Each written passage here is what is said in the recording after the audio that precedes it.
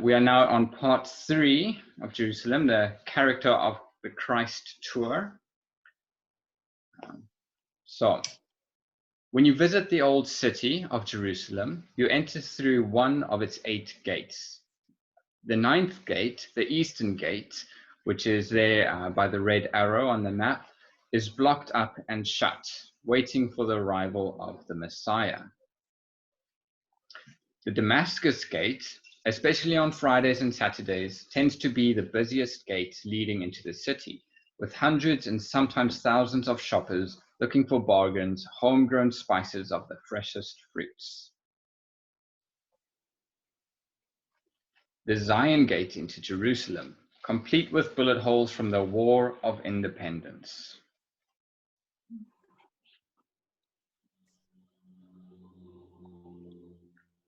Taking another look at Jerusalem's old city, you can see the sections awarded to the Christians, the Armenians, the Muslims, and the Jews. It's nice we can see on the map how everything has its own segments. Walking the ancient streets of Jerusalem, the Jewish quarter bustles with souvenir shops, while the Arabic quarter offers fashion and food.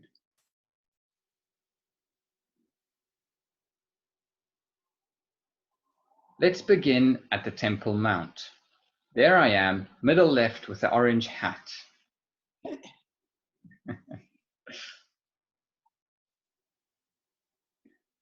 So much history is associated with the Temple Mount in Jerusalem.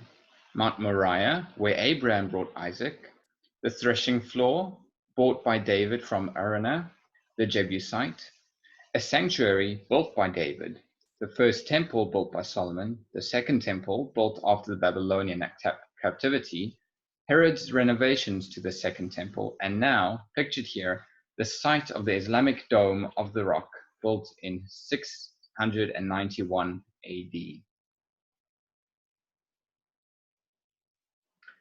Jesus' parents found him in the temple, sitting in the midst of the teachers, both listening to them and asking them questions, and all who heard him were amazed at his understanding and his answers. As we were waiting to go through security to enter the Temple Mount, our guide pointed out the overall layout of the area that is thought to once have contained the Jewish temple.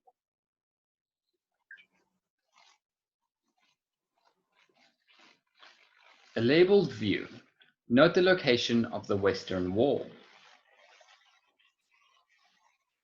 It's indicated there with the red arrow. This is the western Wailing Wall to the right, the picture having been taken from outside the Temple Mount itself.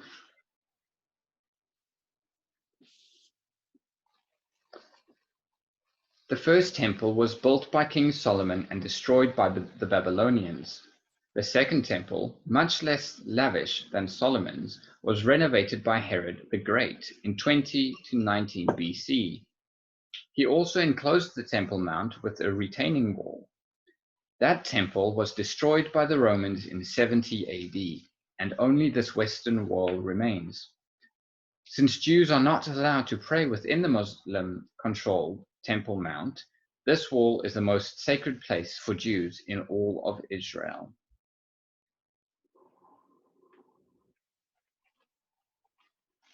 Thursday is a high traffic day because of Bar Mitzvah celebrations, which generally occur just outside the entrance to the Temple Mount. As Jews enter the Mount, they subdivide by men and women, entering at different gates. Therefore, the celebrations remain outside the gates to allow whole families to be together.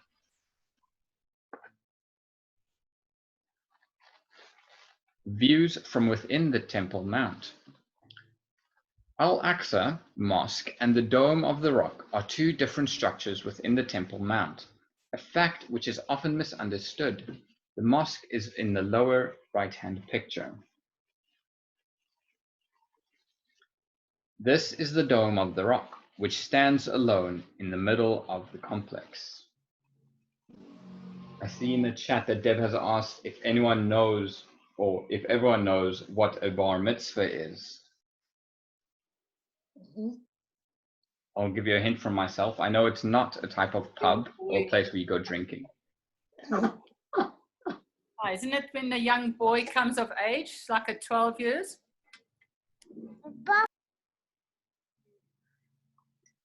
But why Thursday? Oh, okay. That is curious. Because before the Sabbath. Oh, maybe, yeah.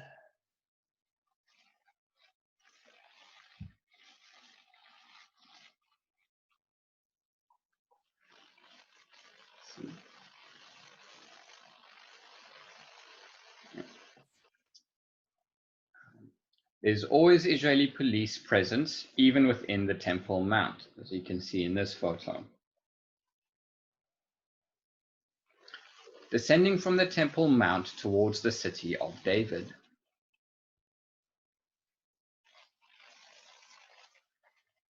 Note that Mount Moriah, that is the Temple Mount, is north of the city of David. In other words, the city of David lies to the south of Jerusalem's old city. The Ophel is the biblical name apparently given to a certain part of a settlement or city that is elevated from its surroundings, and probably means fortified hill or risen area.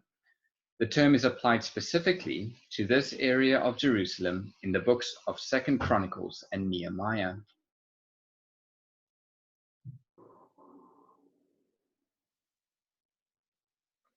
These pictures show ongoing excavation on the city of David.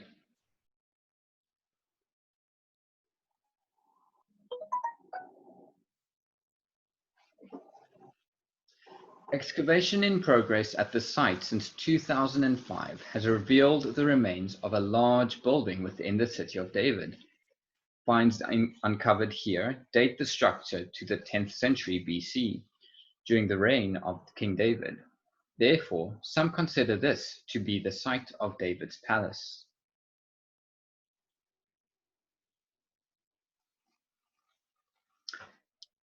Nebuchadnezzar burned the house of the Lord, the king's house, and all the houses of Jerusalem. Even every great house he burned with fire. We read that in 2 Kings 25, verse 9. This residential quarter in the city of David went up in flames with the rest of Jerusalem during the Babylonian destruction of 586 BC.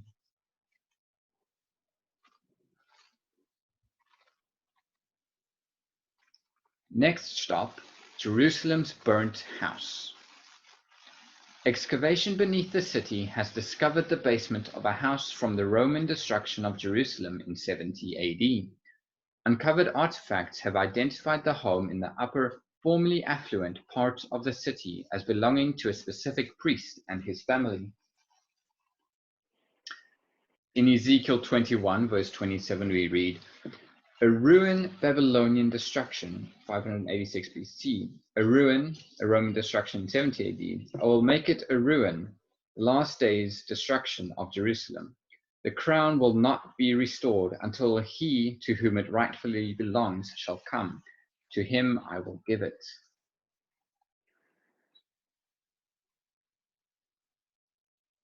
Jerusalem's ancient water sources. Built on hills, the only water source for Jerusalem of old was the Gihon Springs. However, that water supply was outside the city walls, in the Kidron Valley, which became problematic during a siege. Therefore, 3 different tunnels were constructed to access water from inside the city.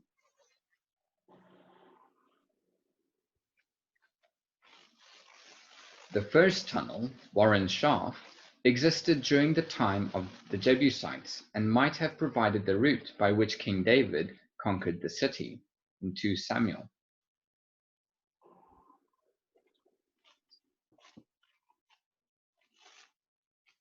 A second tunnel, the Siloam Channel, caught the overflow from a rock-cut pool at the end of Warren Shaft. This tunnel, apart from the pool, is now dry and offered an alternative walk for those on our tour who didn't want to wade through water.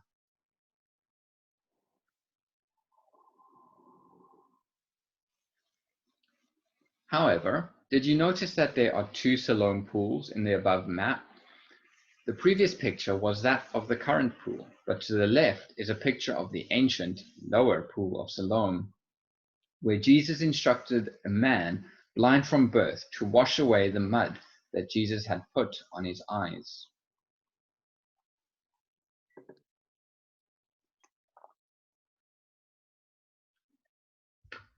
Jerusalem's third water system is the tunnel built by Hezekiah in anticipation of Sennacherib's siege. I didn't take any pictures while down there because I needed both hands free and was afraid of dropping my phone. The tunnel is not lit, as this online picture might suggest, so we needed flashlights or headlamps to navigate its 530 meters, which is 1,749 feet. The water came up over my knees in a few places, but mostly was at my ankles or calves. For once, I was grateful for the 2 inches I've lost in height, since I only had to duck a few times.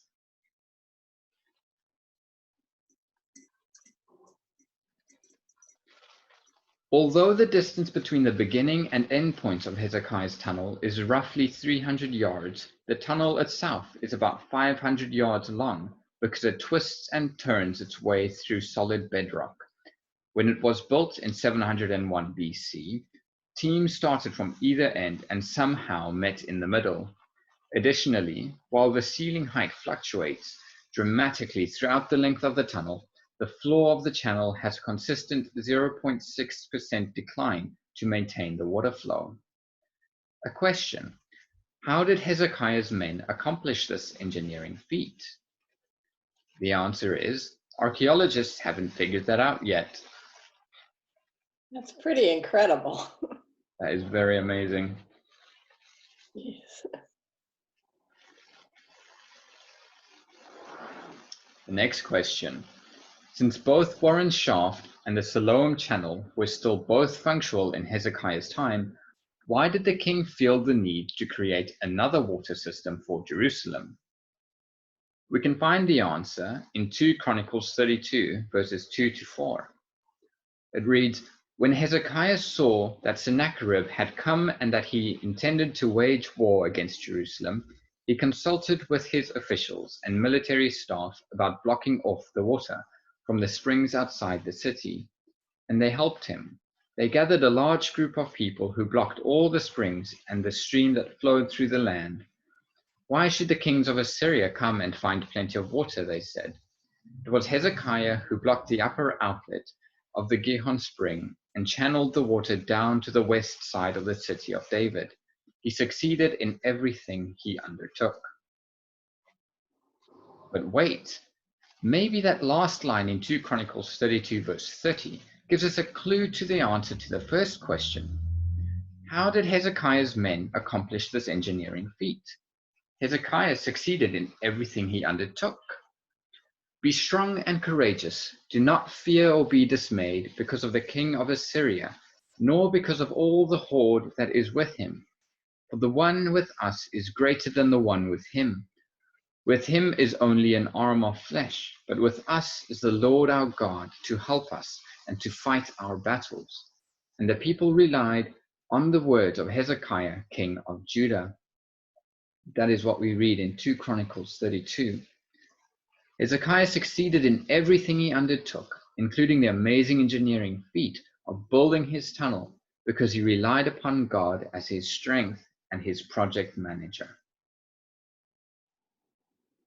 The Assyrians were the most brutal of the kingdom of Israel's conquerors, illustrated here by Sennacherib's description of his conquests, which reads, "I besieged, I conquered, I despoiled, I destroyed, I devastated, I burned with fire, with the smoke of their conflagration. I covered the wide heavens like a dense fog." But not so in the kingdom of Judah. When his army laid siege to Hezekiah's Jerusalem, the angel of the Lord moved through their camp in the middle of the night, and the Assyrian soldiers were all found to be dead the next morning. Speaking of construction, all of the city has been built using Jerusalem stone. a type of limestone and dolomite, natural stone, that is quarried nearby. A city ordinance requires that any new construction use that same Jerusalem stone to maintain a singular appearance. Deb also mentions in the chat, I checked online. It says that Mondays and Thursdays are the days generally used for bar mitzvahs because those are the 2 days on which the Torah is read. And that's perhaps done at the Wailing Wall. Thank you, Sister Deb. That answers our question about why on Thursdays.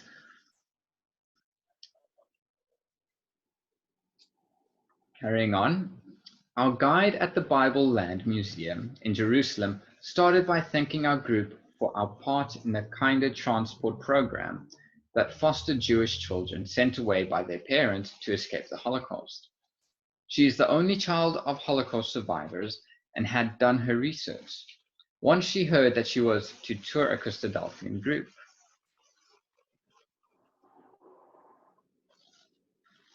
The Bible Lands Museum featured the history and artifacts of those areas mentioned in the Bible. Here is depicted the Egyptian belief that when a person died, the heart would be weighed against the weight of a feather by Osiris.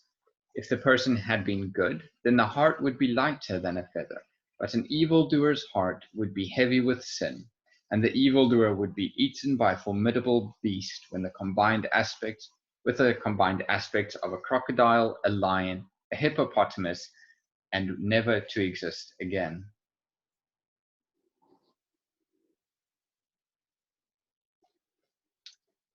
That backstory brings a better appreciation to the description in the story of the Exodus when God hardened Pharaoh's heart. That would make it quite heavy, I suppose.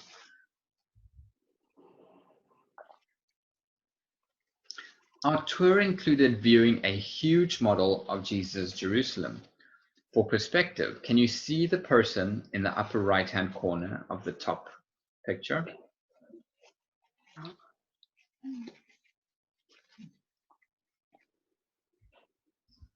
That must have been quite an amazing city to see when it was still existing and standing in that before it was pillaged and plundered and broken down.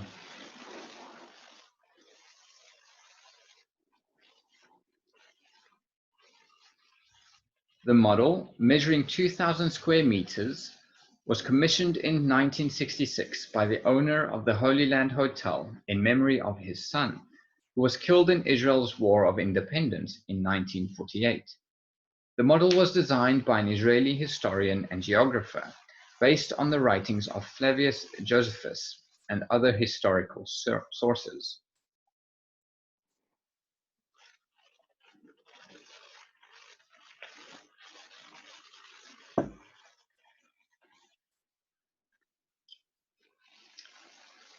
The view from the Mount of Olives. On our last day in Jerusalem, we attempted to walk Jesus' journey. Here on the mount is where it started after the Last Supper. And Jesus came out and proceeded, as was his custom, to the Mount of Olives, and the disciples also followed him. It's Luke 22, verse 39. On our walk down the mount, we passed this Jewish cemetery. Note the stones on top. Every time someone visits a grave, that person puts a stone on top, and the square hole to the left is for a candle.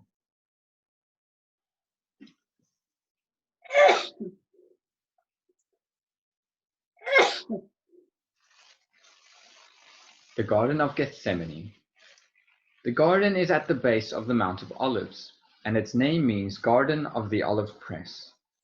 As I mentioned in the earlier class, olives were pressed 3 times to obtain all the oil possible. Likewise, Jesus prayed 3 times, asking God to remove the cup of suffering from which he was about to drink.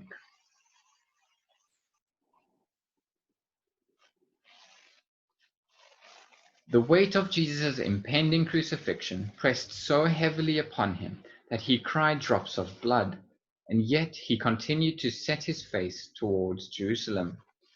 Greater love has no one than this, that one lay down his life for his friends. John 15, verse 13.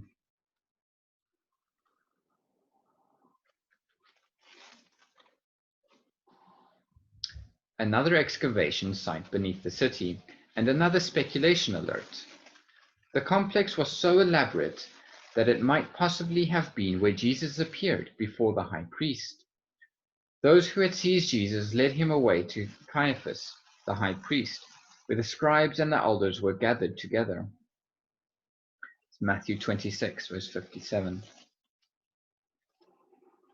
If this is the house of Caiaphas, then this would also be where Peter denied knowing Jesus 3 times. But Peter was following Jesus at a distance as far as the courtyard of the high priest, and entered in and sat down with the officers to see the outcome. It's Matthew 26, verse 58.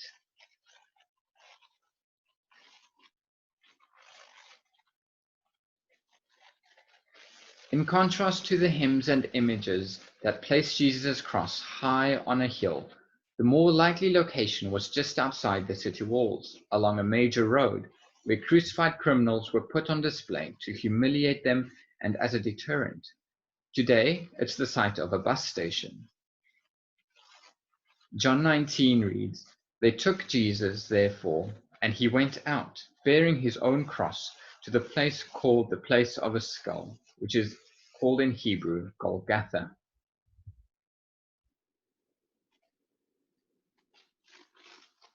Skull Hill. In the mid-19th century, several Christian scholars suggested that the rocky escarpment, which is along one side of the bus station, marked the place of the Messiah's crucifixion. They noted its proximity to the main city gate, its association with executions according to local tradition, and its physical resemblance to a skull. I think you can see my cursor there. Is this what we're talking about with the skull, Deb? The eye socket here, and nose, and then, all right.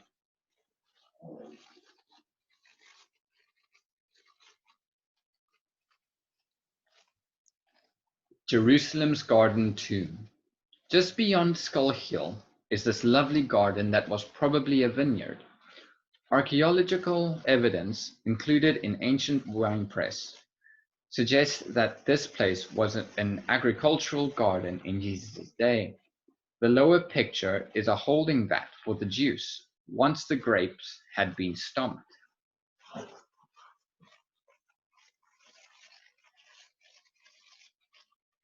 I'm always fascinated at all of these things that they managed to build with just stone and the basic tools that they had back in those days. And it's all very ornate but elegant, and always beautiful to look at, actually.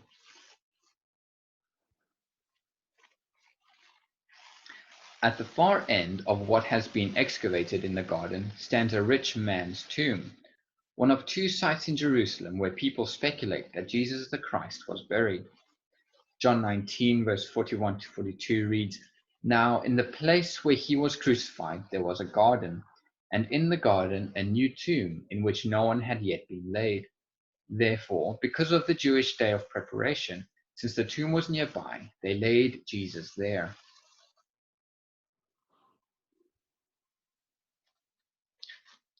The angel said to the woman, "Do not be afraid, for I know that you are looking for Jesus who has been crucified. He is not here, for he is risen, just as he said. Come, see the place where he is lying."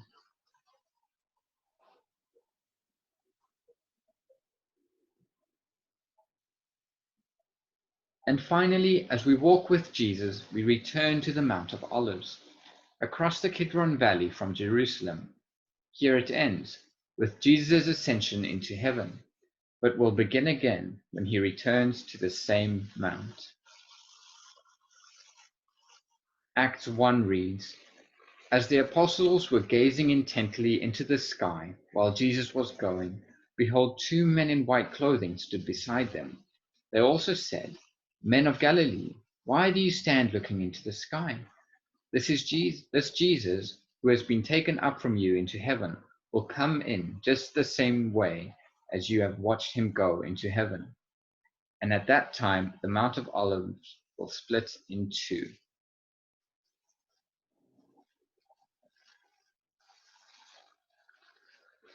Revelations reads, "He who testifies to these things says, 'Yes, I am coming quickly.'" Amen. Come, Lord Jesus, the grace of the Lord Jesus be with all. Amen. This concludes our Character of the Christ tour.